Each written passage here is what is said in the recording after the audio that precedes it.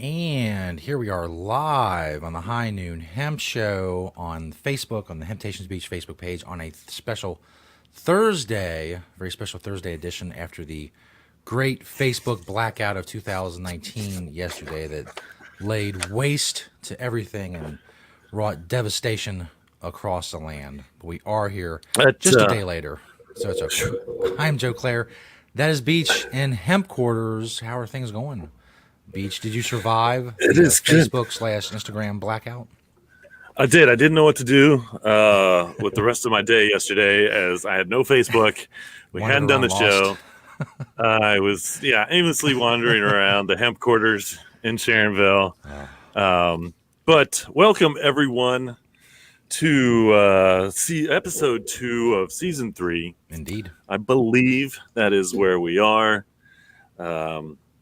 Making this officially episode 26 of the High Noon Hemp Show on the Temptations Beach Facebook page.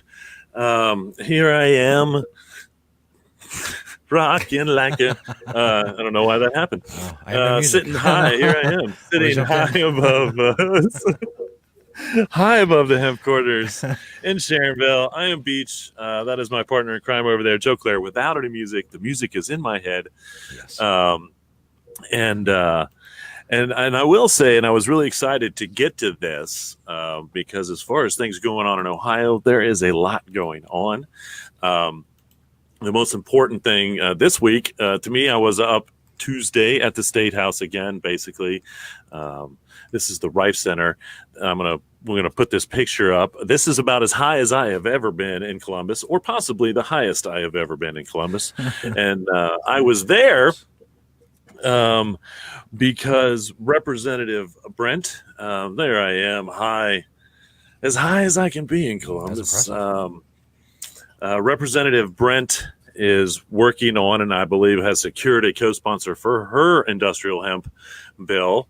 I was invited by Julie Duran and Tim Johnson, who are the two hardest working individuals in the hemp game. This second picture, if we show it up, it was kind of fun to superimpose one with the light focusing. Obviously, you can't see me very well. You can kind of see but then you superimpose it, then you can really see me with the hemp case down there and the hemp leaf. I just thought that was kind of fun.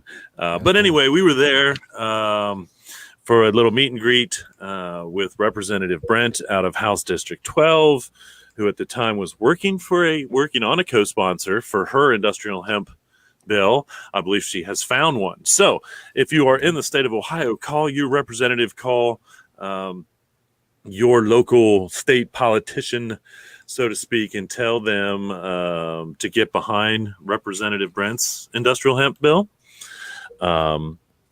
It's going to be, I think, a lot better, all in all, than the current SB 57, which I'll talk about here in a minute, because it's just going to legalize industrial hemp. Doesn't have all the other gobbledygook in it. And so pay attention to that. I will keep everybody informed on what, once that official co-sponsor announcement gets made and the actual verbiage is out there, we'll be paying attention to that. But I do want to thank State Representative Brent for having me up in Columbus to speak at the event on Tuesday. On behalf of Julie, who is with the Ohio Hemp Farmers Cooperative, she is entrepreneur up in the Columbus area. She put together the Ohio Hemp Summit last fall, which was a great event. And like I said earlier, she is one of the hardest working individuals out there trying to make industrial hemp available for our farmers. That being said, this next picture that we're going to put up, this is the committee for SB 57. And I'll leave this up there for you to look at, and we'll post this picture online as well. Now, this meeting happened yesterday, and I do have a little update. Tim Johnson, who I said, again, who was also on Tuesday working with Rep. Brent on the Ohio Farming. He is part of the Ohio Cannabis Chamber of Commerce. Tim and I go way back from his days of being on LEAP. We shared a stage, 20 years ago probably. And so he's been in this anti-prohibition movement, pro-cannabis movement for a long time as well. Julie and Tim were both at this hearing, this agenda. And again, you can see who's on this committee. Take the time to get a hold of these people on the committee. Tell them that you support the industrial hemp part of SB 57. Some of the concerns, Julie wants to implement an emergency order to protect the current small businesses, to permit a rapid start for Ohio farmers. Again, if we did an emergency order and got the hemp farming through, we could possibly get seeds in this summer. I don't believe that's going to be possible. I love her will and want to do that, but I don't think that's going to get organized. They don't have a will to organize. Again, I saw that March 22 date, and I thought they were talking March 22 of 2019, but Julie reminded them yesterday that's 2020, so that's a whole nother year to get the program started. So we're done for this year, and hopefully they can get it up by next year and get it running. But I don't know if I have much faith in them as legislators to do that. So it would be nice to get it done, get it started, get it up, get it going. All we have to do. And call your state representatives on this one, because this is out there. This is going to get voted on soon. They're going to, this is showing a lot of support, this SB 57. So get a hold of your representative. Tell them that you support the industrial hemp farming language to set up a program through the Department of Agriculture, and to get rid of the 50 pages of basically reaffirming the controlled substance list in Ohio. I really don't even know what those 50 pages. I got about halfway through, and it's just a list of drugs after drugs after drugs after drugs. It doesn't need to be in there. It doesn't need to be in there. And so, hopefully they'll redact that. Tim was up there yesterday as well. Tim with the Ohio Cannabis Chamber of Commerce, reiterating the importance of an executive emergency order as well, requiring enforcement to get this thing started. There's a little bit of language about mandatory background checks to exclude nonviolent drug convictions. Again, that's just ridiculous. No farmer wants to go through a criminal background check. The minute you go to a farmer and you be like, hey, you got to take a criminal background check to grow this plant. I just think that's ridiculous. I don't know if they do that in Kentucky. I don't think they do that in Kentucky. Maybe they do that in Kentucky. I don't know if that's part of the process, but if it is, I guess that's just overkill in my opinion. I get it, because I'll have to go back and check the federal guidelines, but for a minute there was in the last Agricultural Improvement Act, there was some wordage possibly that if they had to go back 10 years for a felony period before you could be included in the industrial hemp farming, which again is just, it's just ridiculous. You could have been a out of prison murderer. I think it was only a felony drug charge. So, you could have a felony charge on anything else and grow industrial hemp. But if you actually had a felony drug charge, which meant you probably knew something about growing to begin with, then you're excluded from the industrial hemp part of it. Murderers grow the best hemp. Everybody knows that. Really, it's just some of the stuff is kind of really ridiculous. And again, we just need to all SB 57 needs to do is be worded so that it sets up an industrial hemp program through the Department of Agriculture. That's it. Done. Yeah. Then we sit down with the Department of Agriculture. They can put this thing together. Won't be that hard. And we can start planting industrial hemp in the state of Ohio.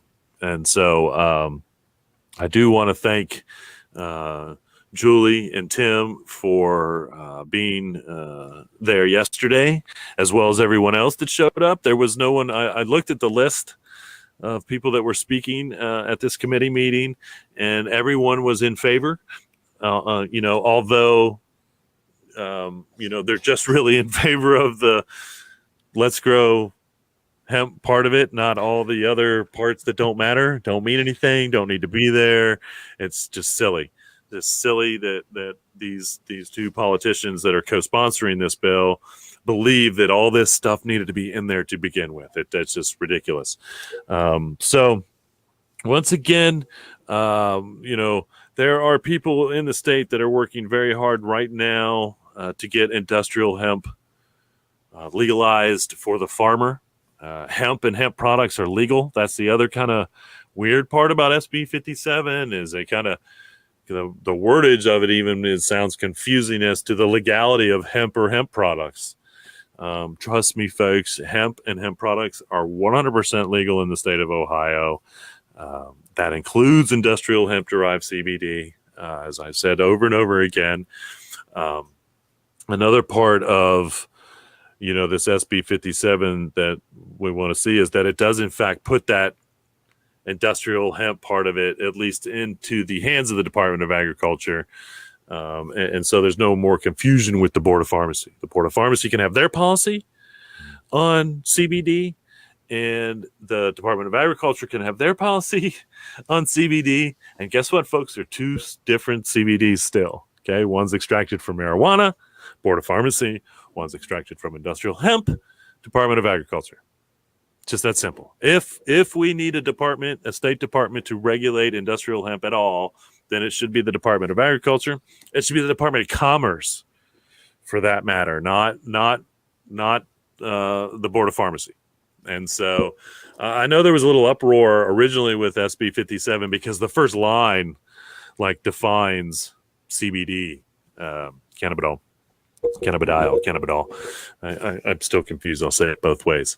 I've heard it both ways. Anyway, and so again, I think they just want to put it on paper as to exactly what it is. And by saying that this is in fact industrial hemp, then it is separated from the marijuana-derived CBD, and it'll be on paper as to ending the confusion. Right now we only have one policy on paper, and the other policy is just the law of the land, in my opinion. It's the federal law, state law. All those laws say that hemp and hemp products are 100% legal. And so if they have to put it on paper so we can hold up that piece of paper and say, hey, guess what? We got a piece of paper here that says this is industrial hemp and this is why it's legal, as opposed to this is not marijuana, this is why it would be illegal, so be it. There's still a lot of confusion across the country, and definitely in the state of Ohio as to what's really legal, what's not, what's going on, what isn't, blah, blah, blah. The only thing we need to do is set up a farming deal so our farmers can grow it and move on, and that's it, really. And so once again, get with your representative if you're in Ohio on SB 57. Tell them you support the industrial hemp farming part of it, but not all the stuff about all the drugs that you don't understand, because trust me, if you go read it, and you can find it, go to the Ohio government website, punch in SB 57. You can find all the information on it, the wordage, and all of that. And I implore you to read it if you want to contact. So you can say, honestly, 50 pages of this thing needs to go. Bye. And then honestly, it could be whittled down to probably 2 out of the last 5 pages and be just fine. And so state of Ohio, this is kind of a call to action. Get out there. Call your representatives. Tell them once again you support the industrial hemp farming part of SB 57. You want to get behind Representative Brent's industrial hemp bill when it gets on paper and co-sponsored. If and when that happens, and I'll keep everybody updated. And so that's the big news in Ohio and what's going on. We still got a whole show to go. I got all kinds of news going on everywhere else too. And so, I feel like the show's going to be longer yesterday because we didn't do it yesterday, but I don't know why. It's the same. I got the same script. I didn't add anything from yesterday to today. Yes, we were thwarted yesterday by Facebook. I mean, it may seem conspiratorial to think that Facebook shut down their entire website just to prevent us from educating the masses on hemp and CBD, but a part of me thinks that that's absolutely true. So, I think we shame on should you, have put a Facebook. headline out there. We should have, I suppose, for a shameless accusation and plug, we should have immediately had some type of graphic that said "Hemp Show shut down by That's right. Facebook," and all of Facebook. The evil Facebook conglomerate. You know. So I'm sorry that we did that on a Wednesday yesterday. Here we are on a Thursday doing a Wednesday version of the High Noon Hemp Show. On the Hemptations Beach Facebook page. We will be back next Wednesday.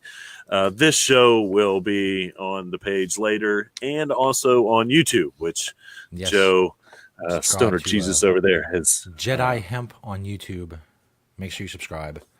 And you also, That's right. if you want to He's be notified, you have done to it. hit the little notification bell on YouTube because they don't tell you anymore if a video is come up. You actually have to have notifications on YouTube, and then they will tell you when a new video is posted. They're annoying as well. Not as annoying as Facebook, but I mean, they can work on it. They can get up there. The same.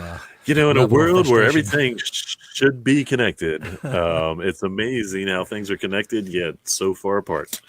But Indeed. let's move on down to the store, the product spotlights for this week. 4 from the store, 1 from my door, as I like to say. These new ones, this gets us down, I think, to only one product that I'm looking for as far as a CBD way to ingest, but we got the inhalers in. Now, these are the CBD Lux inhalers, 1,100 milligrams, I believe, per inhaler. Get 5 milligram dose, so to speak. I think that for a lot of reasons, I think people will really enjoy using these. Again, because you know what that dose is. You can carry it around. It's going to be fast acting because that basically works almost instantaneously, just like the tincture. Or the vape, because that goes into the mouth and then goes into the bloodstream that way. And a couple different ways. There's the be calm, the be active, be well, and so I think that's where we're seeing a little bit now with separate recipes, so to speak, for some of the CBD products. For specific or general reasoning. So those are new, and we love them. New to the shelves. Now the next product is old to the shelves. These are the Hempire papers. Hempire has been around for a long time, and we have been carrying Hempire papers for a long time as well. And so, that's just one of many on the hemp papers that are have always been customer favorites since they started hitting the shelves officially, however many years ago. And so good for them on Hempire being around for as long as they have. The next one's kind of a new, we've had the hemp plastic grinders from other people before. These are the Santa Cruz hemp plastic grinders. And so this is just a little 2-piece grinder, really cheap, biodegradable, very clean source of plastic, so to speak. I love, as I've always said, I love the idea of making everything out of hemp plastic. If we can replace the plastic that we can with hemp in the world, it'll be great. Be wasting a lot less oil, that's for sure. And so that's the Santa Cruz. The Santa Cruz, of course, they've been around. The grinder company has been around for a long time and make really nice products, whether it's their metal products or not. But that's the hemp plastic, which we love, and it's inexpensive, biodegradable, and good for everything. And the last product, which is ding, ding, ding, ding, ding, bling, bling, bling. And you set enough bells, you got to make bell sounds. Bell. Blah, blah, blah, blah, blah. I have no sound effects either. No music and no sound effects. I have nothing here. I was thinking about doing sound effects on my phone, but then I thought, well, then I got to have my phone on with the volume up, and guess what? Then it's just going to go off. Yeah. But no, this is the 100th separate brand product or product that wow. we have And it's mentioned sideways. on the High Noon Hemp Show. It is sideways. I just noticed that. Because, Why not? But these are the Natalie's soft granola bars with hemp, omega. They call it omega dessert. They call it, and I have one of these. I eat probably one of these a day. At some point, it may be my snack before or after dinner. But I usually eat one of these a day. They are delicious. They are pretty healthy for you as far as a sweet snack. I love them. And again, very popular in the stores. We usually sell out. They usually go pretty quickly when we get a fresh batch in. And so there you have it, folks. We've done it. 100 separate products in Hemptations. So here should be some sort of applause. Pretend there's some sort of applause sound effect. People cheering and screaming. Thank you. I don't know why I'm doing that. It's the stores. That is why we say we have the largest selection of hemp on the planet. Right. I would like to see someone go through and put 100 different, brands, not just, I could put a different colored T-shirt on the show every day, and say that this is one of the hemp products. But no, I'm very proud of saying we have the largest selection of hemp. The fact that the High Noon Hemp Show has made it into its 26th episode. If you go back, I know it's because we had Tom's episode. We didn't do products anyway. 100th different name brand product on the High Noon Hemp Show. 4 from the store. How about 1 from the door? This is kind of a fun one. This is my 1 from the floor. There you go. There you go. Ah. That's why he's my partner. He's paying attention better than I am. 1 from the floor. It's not the floor. It's the beanbag chair. And so I have 2 of these beanbag chairs that I acquired actually here in Cincinnati at the Gaia. I think it's pronounced Gaiam shop outlet right up in Union Center. And they used to have these, and they used to print these City Beat. Somebody had these coupons for 50 to 70% off the sales. And that's where I found these hemp bean bags. Originally, they were like $300, and I ended up getting both of them for $50-$60, which was quite the hemp steal for me. I was never prouder walking out of that place with my hemp bean bag. That's when I was broke. And so again, I would have scraped and saved maybe to spend the $300, but the 55, we were still struggling then, so to speak. And so I do love my hemp beanbag chairs. They have served me well over the years. Luckily, the lighting's not as good as it should be. You'd see how kind of dirty and scuffed up that one is. So anyway, 4 from the store, 1 from my door. And now we move on to Joe's favorite segment. And maybe the reason that Facebook shut us down yesterday, they're just... Man, I didn't think about that, they're threatened by the popularity. They're really threatens to overtake the entire site. I mean, they'll just be... Instead of saying I'm going to go on Facebook, they'll be saying I'm going to go on that site where they do the beachwear segment. And I don't think Mark Zuckerberg can handle that. That guy's got all his clothes on. That's right. The hemp clothing segment that is sweeping the nation, our beachwear segment. What are you wearing, Beach? Well, on this particular day, I have on a Prana hat. The rocket jacket. I think I've done the rocket jacket one time before. Now, again, when I got these rocket hemp jackets originally, and I have 2 of them, they are fully padded riding jackets. And so, they elbow pads, everything. I think I took the pads out of this one, and you can kind of tell. Maybe I'll wear the one with the pads next week. But they are, again, fully padded. I found this one on eBay in my size, doing just fine. And so that's kind of fun. I've got the old Hemp Hoodlam 5 Facts tee. I really like this tee. This is the same information we have on our trailer when we drive down the street, the 5 Facts for your brain unit. I like to wear this one when I go out and turn around really quick when I think someone's reading my back just to scare them. No. What are you doing back there? And so, Staring at my back. and then he's staring at my back. Are you staring at my back? And I like it. The old Satori cargo pants. I've had these for a while, and my gut's gotten a little skinnier, and so I can actually fit in them because they were a little snug before. And so, Satori's getting a double plug in today's "What Are You Wearing, Beach?" Because my socks are also Satori with the big leaf on them. I've got my old I Love Bad briefs that are on. I found those on Amazon as well. And then my Wicked boots. I'm still waiting for Wicked to release their new line of hemp boots and shoes and whatnot.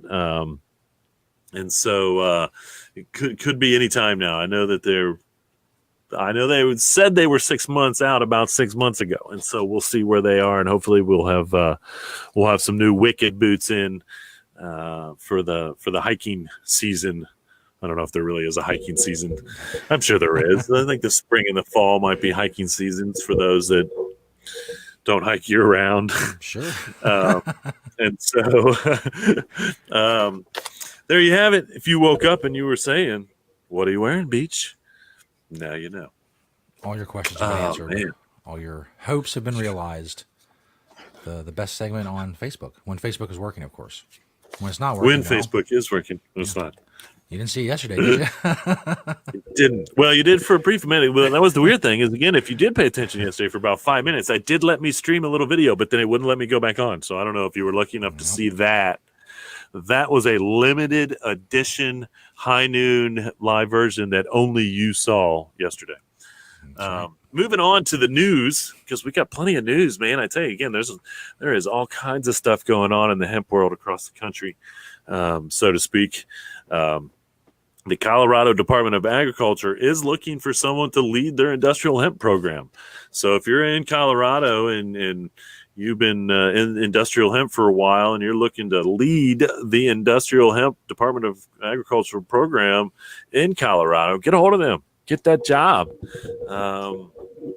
If I lived anywhere near Colorado, I would probably throw my name into the hat for that job, because that would be not only an honor of a job to have, but there's a lot of responsibility in that. And I definitely want someone who is educated on hemp and all those things to be that person. Maybe once Ohio legalizes and the Department of Agriculture sets it up, I will put in my resume for the head of the Department of Agriculture, the hemp czar, industrial hemp part, hemp czar Beach, and so it's hemp czar Ohio. Well, now you've gone and ruined it. But as long as it's the hemp czar, yes. Then that might be okay. We won't use red; we'll use green as our color. There was a big seizure in Ohio. 55 gallons of CBD oil seized. I believe it was 55 gallons. So we're going to be following that one pretty closely as to what happens. That just happened last week as well. We just saw Idaho, I believe, is going to recognize the industrial hemp shipment that they seized as industrial hemp and hopefully let go. I know that's still going on in one other state. This is going to be interesting to see how quickly or what happens with this. Everybody is throwing around the segment of the new Agricultural Act that clearly says that interstate commerce is 100% legal in transporting industrial hemp, which means that even if your state is one of those states, even if you are South Dakota, whose governor just vetoed an industrial hemp bill.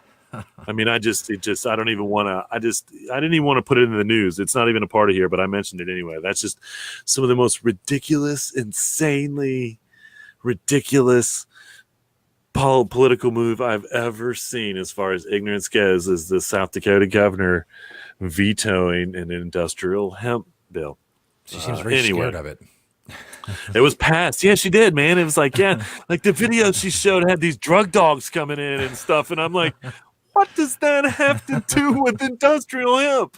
I mean, I don't even, yeah, she does seem to be, I don't know, maybe she had a very bad experience with an industrial hemp plant when she was young. I don't know, because yeah, Maybe again, it was like, yeah, it was really this 20 years ago propaganda that she's using to keep industrial, but she's one of 9 states. South Dakota is one of 9. Ohio is one of 9 states. She's one of 9 states that hasn't legalized industrial hemp, and she's using this 20-year-old propaganda to keep it illegal. That one's just South Dakota. Come on, that's ridiculous.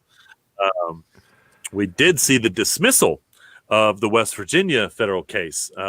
This was all about an industrial hemp farmer who had put down on his application that he was getting his seed domestically and then somehow got his seed internationally. And the DEA came in, or the West Virginia, they came in and they said, no, you're breaking a law. It's all been worked out. The case has been dismissed. They didn't do anything wrong. It was still industrial hemp seed, regardless of where it came from, blah, blah, blah. So that's good news on the West Virginia front. And these are the things that are, this is the news that's getting made, is all these ridiculous court and seizures and stuff, unfortunately. We're moving through it, through the United States. Most of it's, again, honestly, is, everything is positive so far. We still got a couple things to work out. Obviously, this one in Ohio is going to be big. And so, we'll continue to follow and keep everybody updated on this national industrial hemp controversy that's going on. Another controversy is this hemp authority topic. I've been seeing stuff out there, this pay to play. Someone, actually got a hold of me and they're like, hey, what do you think about this and what these people are doing? All in all, my opinion was it's an independent group. They are an independent group. I believe that, I think part of what they're representing or saying you need to do to be certified, they're already recognizing was a little flawed, and so they're gonna change that, I think. But again, if you sell apples and you're part of you pay to be part of the certified apple growers union. And there are standards to that you have to uphold to get that, but you pay for it, then that's no different. Anybody can take the hemp authority certification as far as they want to take that hemp authority certification. It's great that, we may have an independent group that is trying to hold the industry to a certain standard. But in the same sense is it shouldn't be expensive to be approved for that. You just need to prove whatever you need to prove. Now, part of that proving, maybe you have to pay for testing. And so you have to supply the paperwork, obviously, that proves your product is clean. Or, if the group is going to do it, obviously, if Hemp Authority or any group that's going to monitor and regulate the CBD industry or the hemp industry or in any of that stuff, then that's going to take money either way. Some people can just go out there and say, hey, we're doing it this way. Here's our testing, blah, blah, blah. But again, this is just, they're really just an independent group who's come up with standards that, may or may not be appropriate. And if a company wanted to pay to have their products approved by them so they could put their stamp on there, then that's really up to that individual product, in my opinion. And so, again, I know that, there was a little controversy with it when they released their first 11 or so certified hemp authority, whatever. And then everybody's saying, well, this is a pay to play and this is, this and that. And again, they're just an independent group that's trying to hold the industry to some standards. They may have gotten ahead of themselves a little bit with how they were doing everything. But, as a retailer, I'm sure okay with it. Again, there are plenty of independent certifications I think you can get or pay for your products, probably. And hopefully those people hold the standards where you want them to be for that little thing on the packaging that says, hey, I'm this, I'm that, I'm, organic, blah, blah, blah. And so we'll see how that kind of moves forward with the old hemp authority. But that was kind of an interesting little thing that's been going on, happening recently. And again, I think they're gonna tweak themselves a little bit and try to become a little bit more transparent, I believe, with everything that they're doing. Choo choo! Here comes the hemp train. Sound effect. There you go. Yeah, man. This is like the sound effects show. I'd have made more sound effects in this show than we have in 26 episodes. The hemp train is a piece of machinery that has just rolled out somewhere. It doesn't really roll or go anywhere. It basically replaces the hammer milling system. With the old hammer milling system, I think this is kind of a pounded out and separated type of system. They say there was up to 30% loss of byproduct when it came to the hemp. With this new hemp train, choo choo, coming down the tracks, they say you get that loss down to 2%. And so this thing is, dividing the entire plant up and extracting everything that can be used and only losing 2% of the plant from the time you just shove it in there to the whatever comes out the other end, I guess. And so kudos to the hemp train inventors. And I've always said that when modern humanity gets their hands on the old technology, and again, the hammer milling system has been the one that's been used for probably 100 years mechanically, maybe not 100, not quite 100. And so, now someone's taking that same kind of idea, I think, and then making it to be 21st century. And here you go. Now, when you take your industrial hemp biomass to the hemp train, you're only going to come out with this little 2% bucket of stuff. Like, what is that? What is the 2%? It's amazing what a little prohibition will do to innovation in an industry. That's for sure. Really, right? No, right? Stunts everything for a while. It really does. Really does. The modern technology, so-called modern technology, is 30% waste. But no, this brand new technology with the hemp train is going to get it down to 2% waste, which is that's just fantabulous. They're good. Again, kudos for the hemp train inventors. They're doing well for hemp in the world. Last little bit of news, I think. Second last piece of news is that Whole Foods just announced that if they could sell cannabis in all its forms at Whole Foods, they would. They hired a trendsetter in 2017 who predicted hemp and other products of cannabis biz had a large growth potential. So that was 2 years ago. Independent growth trendsetter person that they hired came in and told them that not just hemp, but that stuff related to the cannabis biz is going to show large potential growth. And of course, that is true. I think the one number I saw just for CBD by the year 2020 or 2220, it's going to be 22 billion by the year 22. And so, I keep seeing all these billions and they fluctuate. It's going to be a huge freaking money making industry just on its own when it comes to industrial hemp, one way or another. And so in the food industry is going to get in on that by adding it to food product because it's just healthy, and just like if you added vitamin C to your food product. The Botanist Organic Growers will have the largest indoor CBD facility with a 300,000 square foot greenhouse that they recently purchased in Canada. Wow. 300,000 square feet of indoor CBD growing by the Botanist Organic Growers.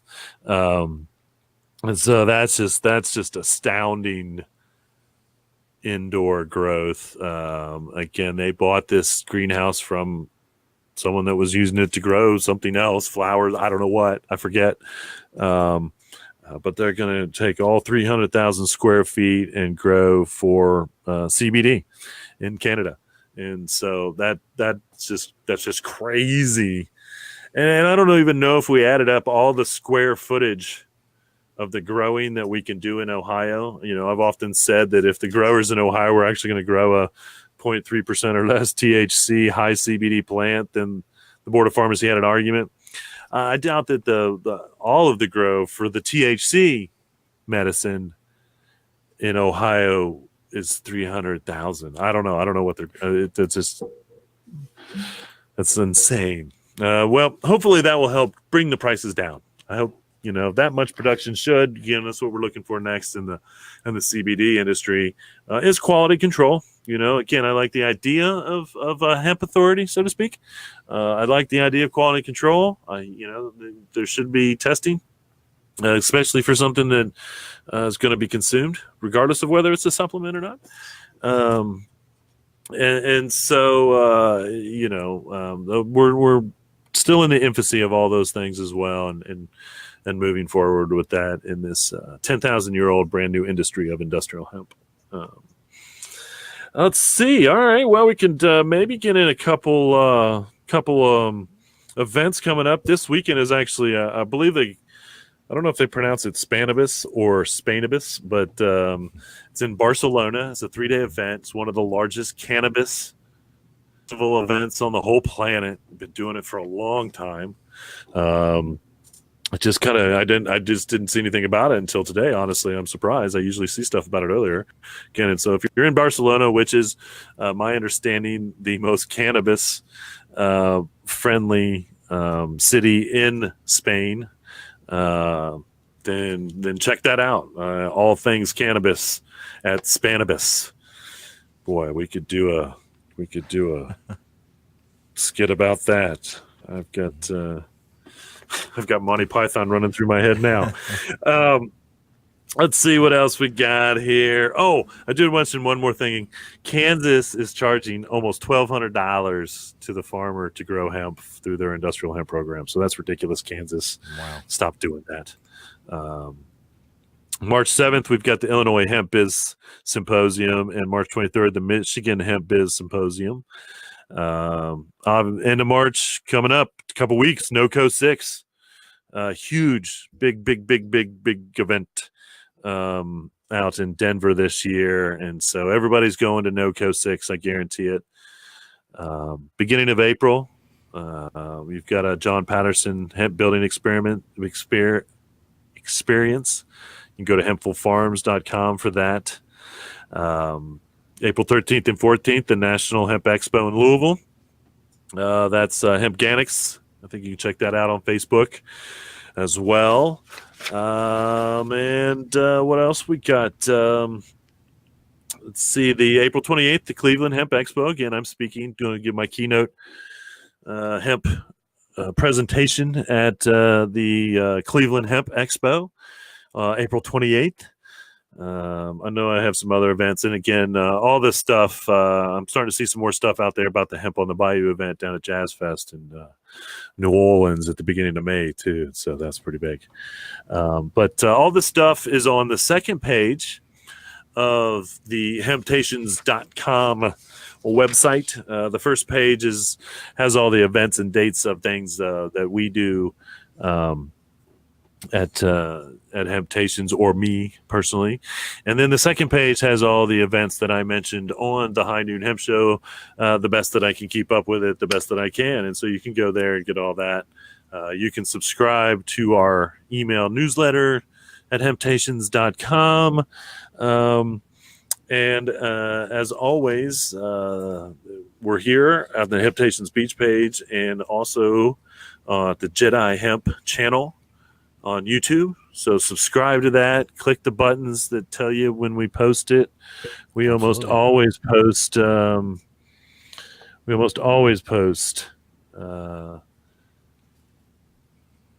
The episodes. Night of. Almost immediately. Yeah, Usually, day or whatever. Almost quickly at this point. My boy over there knows.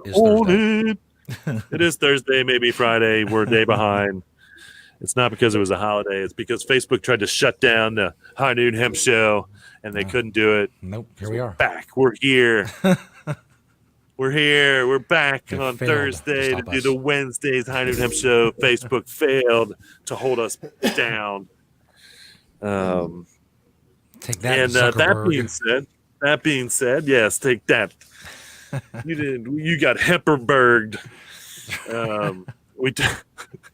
I don't have any questions. I thought I did have a question. I don't have any questions.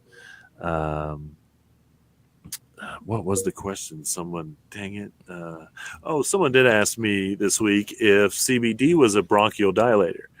We know that cannabis is a bronchodilator. THC, we don't know what part of cannabis makes it a bronchodilator, so I didn't want to speak on that. I think more studies need to show. But we do know that cannabis itself with THC is a bronchodilator, which means that it opens up the small passageways to the lungs. Now, my theory would be that because they say that CBD is anti-inflammatory, that possibly if there's inflammation, it would clean that out or make take down, and so it could be. But I think we still really need to look at what specifically may act. It could be the THC, it could be the terpenes, honestly, that help with opening up those small passageways to the lungs that make it healthier to breathe.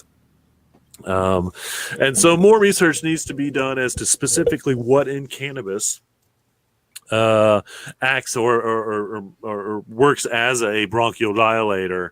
And I'm, hopefully again we'll see more studies and things to isolate that. It is ironic that they asked me that on the same day that we got in the CBD inhalers, and so I'm thinking, well, if it's for asthma, I'm curious. We actually have an asthma or an inhaler here now. If you're actually trying to use it for asthma attacks, so it'll be interesting to get some feedback from our customers, hopefully, on if they use it for that purpose or not. That being said, we are going to close the show today with Representative Brent. Again, this was her closing words up at the Columbus event on Tuesday. She has found her co-sponsor and is trying to get her industrial hemp bill to the State House and push through. And so we will leave you with that. So reduce, reuse, recycle, make everything else out of hemp. Having Hemptations. See y'all next week. So I just want to thank everyone for coming. Julie, my friend here. Thanks, Canyon Beach. This has definitely been, I'm just so proud of the progress we've made thus far when it comes to this. Hemp is the way for the future. I see manufacturers coming to the state of Ohio. I see more farmers feeling like, yes, we don't have to be so conservative with how we treat our farms. This is just something that the state of Ohio can definitely benefit from, and I look forward to presenting the bill to you guys, and I look forward to hearing about you guys and wanting to talk to your respective state representative and state senators too. So please stay in contact, and thank you so much for coming out today, okay? Have a Good evening, afternoon.